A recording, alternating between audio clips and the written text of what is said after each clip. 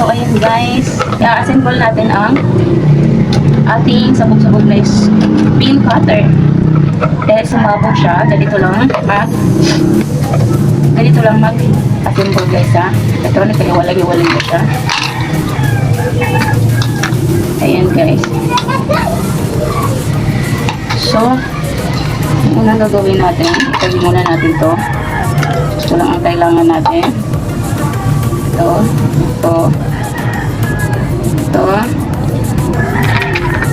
Tsaka ito. Ano natin gagawin?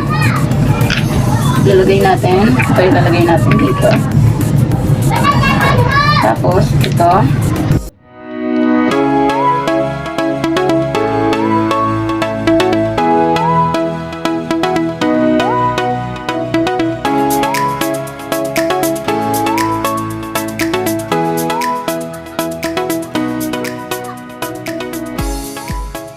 Medyo mahirap-hirap to ikabit guys. So, ayan. Nakabit na natin. So, shoot lang natin guys. Itong maliit na bilog. I-shoot natin siya guys sa butas ng spring ito. Okay. Ito natin tama ang ating kabit.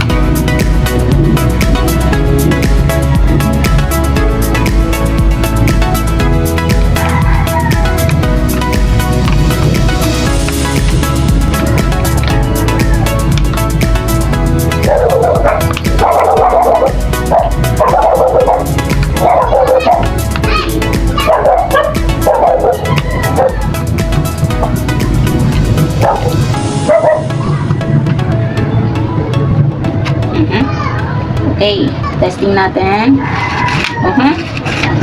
Okay guys.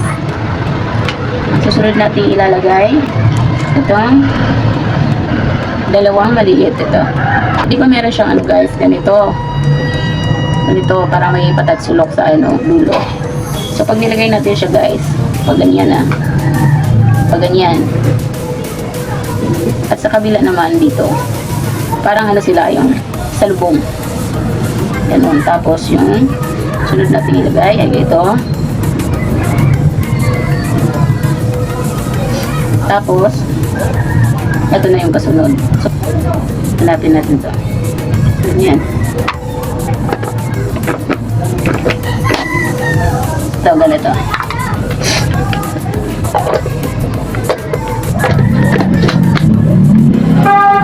Okay na guys. Ito natin, testing na natin.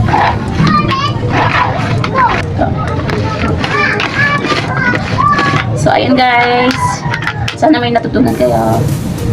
Please do subscribe, like, and comment.